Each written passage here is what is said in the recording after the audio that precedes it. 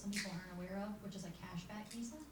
That's 1% cash back, and there's actually no limit on the cashback rewards that you can redeem for that. So we talked about it at our recent mixer, and a lot of people were pleasantly surprised that we offered that product and that there's no cap on the rewards. You can use that 1% to apply to your bill the following month, or you can save it up, whatever you want to do with it. So again, it's unlimited, and there's also no annual fee for our business visa, which is also a feature that people are excited about because that's not typical. Most banks do charge an annual fee. So I just wanted to mention that really quick. We do have applications if you're interested, and again, Eric and Cam both process those visa applications and are happy to answer any questions you might have.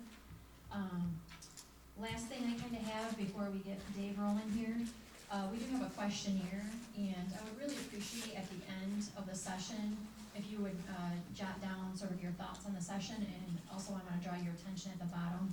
What other topics would you be interested in? Dave and I just had a quick conversation about a lot of small businesses are struggling with recruiting and hiring right now. So if there are things in your business that you're challenged with that you would like to hear an expert speak about, and maybe network with other business owners about what they're doing and what's working for them, please jot that down for us, because we do actually choose the topics based off feedback. So if you don't mind taking a moment to do that, we would sincerely appreciate it. I am going to hand over the mic to Dave now. Dave has spoken for us a couple times, and he's going to freak you out a little bit here. This digital media stuff is it's an interesting topic. Some of the things that he covers are surprising and really interesting for business owners to understand how you can market your business digitally. So I will hand it over to the expert. Thank you. Cool, fair. You're it. You are it. Good evening, how are you? Good. I tend to talk a little loud naturally, so if I'm talking too loud with this mic, please let me know. I sent some forms on the tables there. Did everybody get a chance to fill those out? And can I grab them from you? And could you just maybe pass them to the center, and I'll run down the center and grab them? And the reason, it'll tell me a little bit about where everybody's at, and so I can kind of go in a direction. I like to try to be interactive and personalize this as much as I can for who I'm talking to. I'm not very good at being a presentation guy and just going through slides. Let's have a conversation. If at any time you have a question, raise your hand, stop me, ask. And we'll go in that direction. Also, while we're going here, if anybody wants a copy of my presentation emailed to them afterwards, send me a text. You're gonna have to write this number down. I'll give it again later. 517-282-8989. Include your email address, and I will text you. And out of those people who, at the end of this session, I have a $100 gift certificate for a massage location out on the west side of Lansing, who's a friend of mine. We will draw one of you from those who texted me, and somebody will have a $100 gift certificate for a nice massage. Is there some other thing we can do other than text? Sure you can, just write it down on a piece of paper. And we'll deal that route too. Whatever works for you. Just include your email address, and I'll email it to you afterwards. So we have a variety of people in the room. How many are familiar, as I start looking through these briefly, how many are familiar with digital media or think they are? Okay, you were here before. No? I don't know, I thought you look familiar. So, okay, cool. So a few that are familiar with it. Hopefully we'll bring some new light to some things that you're doing. Maybe we'll scare you a little bit on what's actually possible and what digital media is all about these days. So where I like to start is, what is digital media? Basically, the difference in digital media and traditional media, for those who have placed advertising of any sort and kind over the years, is what we used to do is we used to buy a radio ad, or you bought a TV ad, or you placed an ad in the newspaper, and the first thing you would do is hope somebody listened to that radio station, or you hope somebody watched that TV program, or you hope somebody picked up the newspaper that day. And out of the people who did, from there, you hoped some of those were in your target market for your product or service. And then you hoped your ad was appealing enough to make them change their mind and go to your business. Digital media, digital advertising in today's day and age totally flips the script on that. People self-identify themselves and tell us they are interested in your product or your service before we ever send them an ad. And they do that every day. There's some of you doing it in the room right now with texting or Googling or simply where you're at. Just being in this room right now, you became a target audience. And we'll show that later.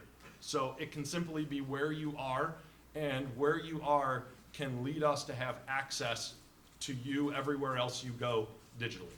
So by being here right now, I have the ability to send ads to all of your cell phones, to your personal computer when you get home, to your tablet, to your laptop, to your connected TV. How are you gonna do that, TV brother? Voodoo magic. We'll get there and explain it. So we'll start there. For those who have, everybody here is a business owner or associated with a business owner. Does everybody have a Google My Business page set up? Does anybody not have a Google My Business page set up? Set one up today. It's not the same thing as the analytics, right? No, Okay. no. Go to, what you have is anything you look at in Google when you search for anything. This. A lot of us have seen this that pops up. This is a Google My Business account. It is free. Number one thing, you need to do it today, yesterday. This provides anybody who searches for your business or searches for a related business instant access to your website, to your phone number, to directions to your location, and to be able to review your business. Reviews are extremely important these days. Yes? Do you know if you can do it without a physical address? That was kind of the hiccup that I had, because I don't want to give my home address. Yes, you can. You do not have to have it shown for businesses that are web-based or home-based and things like that. You can choose what information to display. Yep, within there. Yep, so you can. It will be listed on the back end, but it will not show to the public. And then the mapping capabilities of that would show what they will list it as is they will go to the city center. So let's say you're in Hazlet, it'll show the center of Hazlet, and it'll say this is a Hazlet-related business. Yep. This allows people to be able to review your business. Reviews are extremely important these days. Just google.com/business. First thing, go there. Analytics. Anybody who has websites? Okay, do we have analytics set up on our websites?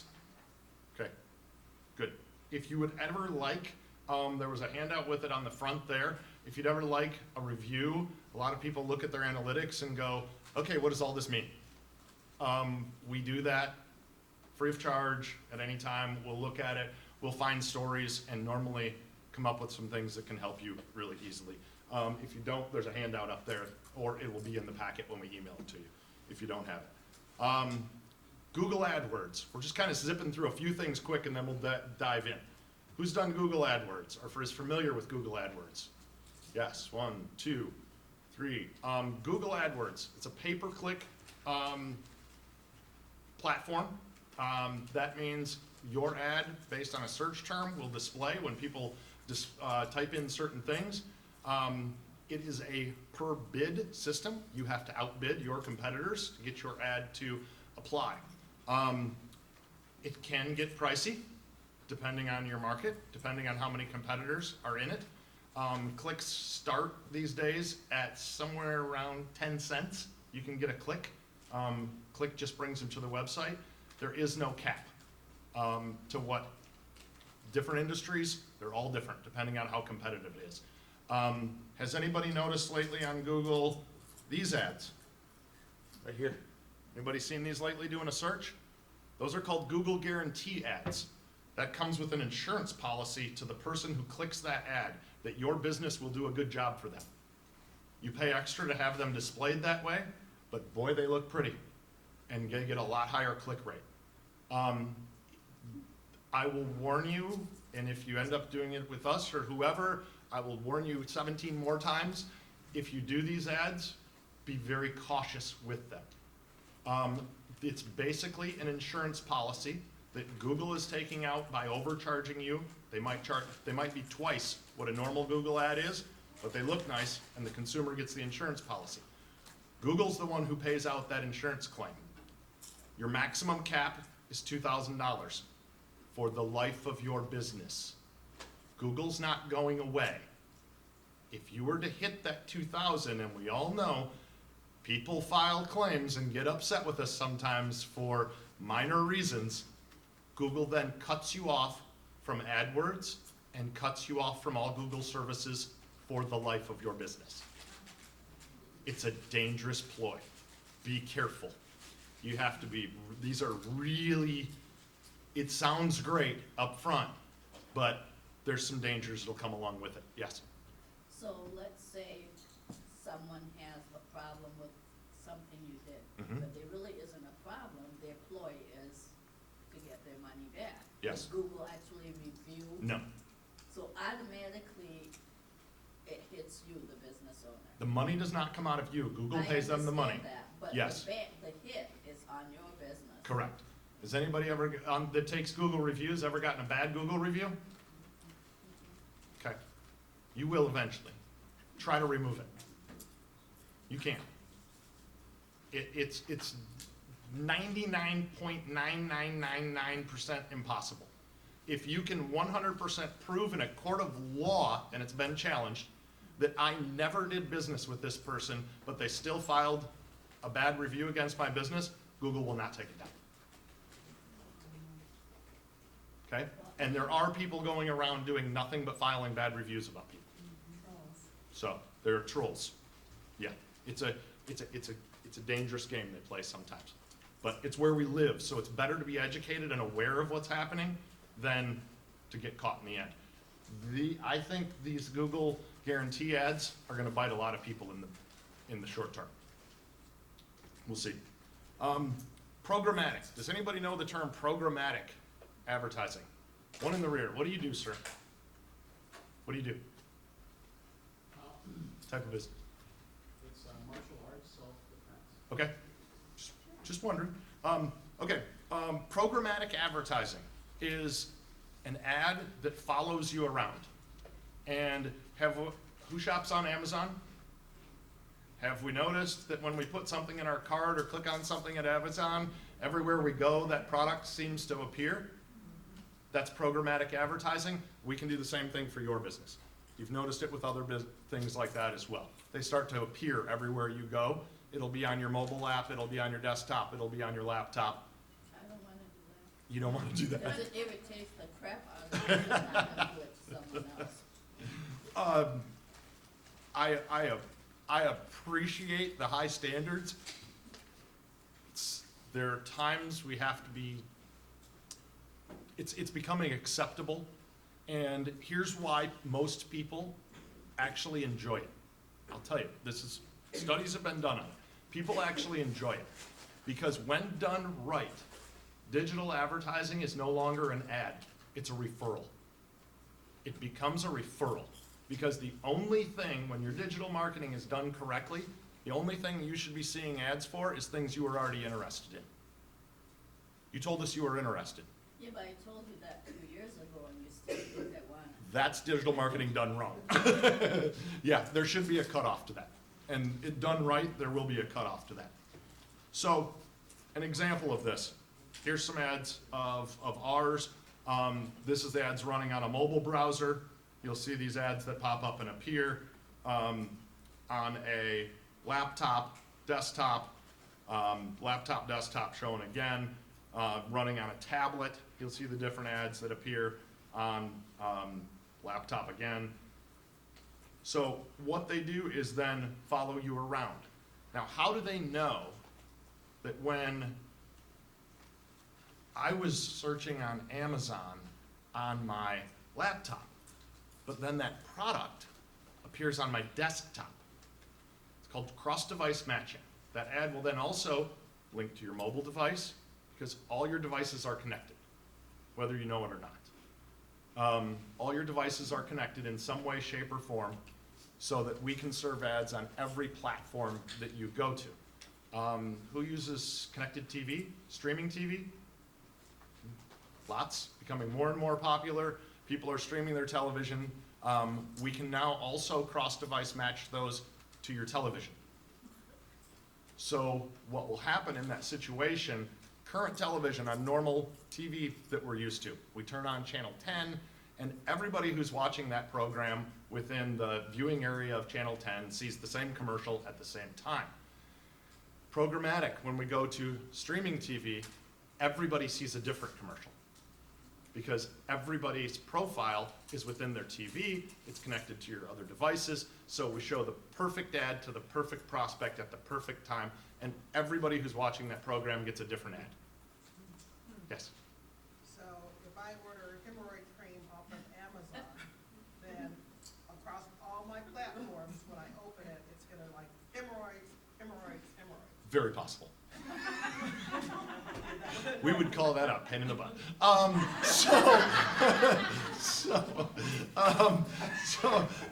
But yes. Does it matter how many times you request something? I mean, if you only requested something once, is it still gonna follow you forever? Or is it something that you clicked on like 10 times? Let's do You know what I'm something. saying? Let's do something here. Okay, let's go to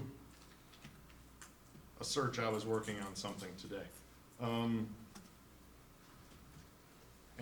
And a company who is doing a very good job of it. So we're gonna test this in real time, okay? It's a company called Pelican Water. I was researching them for something today. So we're gonna click on their Google ad. So since we clicked on their ad versus their organic link, that just cost them $1 or something. So whatever. So, okay, we've been to their website, right? It's all we've done is go to their website. This is called retargeting. So now let's go to a web page. I just clicked on the first link that was available there. It happened to be Yahoo. And let's see what happens. Pelican Water, Where? Oh, right there. I have been retargeted by Pelican Water. you didn't even click on anything in Pelican, Didn't click on anything. you just opened it. Yep, yes, sir. So now, in the past, on the browser, Mhm. a while back, 10 years ago, you used to have to like clear your cache, or you'd have to do certain things in order to get it to refresh. Yep. Even a page you visited on a regular basis. Now it's automatically refreshing, it appears. Automatically refreshing, and what's also happening is people ask, well, I'll get out of the mix, I'll just clear my cache. So here's the truth of the situation. Challenge me if you want to on it, people have. I'm 100%. If you were to take every device you're connected to, and that means your TVs, your laptop, your desktop, your tablet, your mobile phone, if you lined up every one of them and went to the clear your cache screens, and there's multiple because of multiple things you use, if you were able to set them all in a row and hit clear on them at exactly the same second, you would be out of our web for approximately 30 seconds. Yeah. It'll come right back in, automatically. There's basically no escape. Yes, ma'am? So I have a question. When I search for something, I know what you're saying, and I happen to stop by a restaurant or something, it wants me to give a review, and it sends it up on my phone or whatever. I never do those. Mhm. Does that, in a way, slow down what I receive because I don't respond? Depends on the restaurant. Depends on what they're doing. We'll get there at 1 second on how different places can target you based on location, such as this location right now. So we'll click back over to where we were and keep going. What we just experienced there, where we went to a website and then ad, and what would happen now, that Pelican ad will show up everywhere that I go for a period of time. So what we just experienced is called site retargeting. So for those who have websites, you want people to go to your website. That's why you put one up, right? Okay. The numbers tell us 96% of people who visit your website will leave without doing anything. 96%. So of all those people who were on your website, could we say those were probably potential prospects? Fair? Okay. Anywhere else in your business world, for those who have retail, for those who talk one-on-one to customers, would you talk to 100 people and let 96 of them walk away without ever speaking to them again? Depends on who they are. Would you let 96 out of 100 people walk away without ever speaking to them again? They're 96 jerks, yeah. So, in our online presence with our websites, that's what we're doing in most situations. We're letting 96 out of 100 people walk away. We don't even say goodbye to them. They go bye, bye-bye. All of us who have retail stores, people walk in, we say hi. When they leave, we say thank you, come again. When we hang up the phone with somebody, we say hope to see you again, please come see us, something. Why are we not doing this in our digital Because website of businesses? all those annoying pop-ups at the end that won't let you out of the website It did. until you close the whole tab. It doesn't matter, but my point is when that prospect leaves the website, you as the website owner should be sending them an ad saying, come back again. That's all retargeting does. That's what Pelican just did to me. They said, hey, you looked at our stuff, come look again. That's what they did to me. So, So is that all, that ad was just based on that person's free Google business ad that popped up somewhere? And so it's like that? the Pelican ad?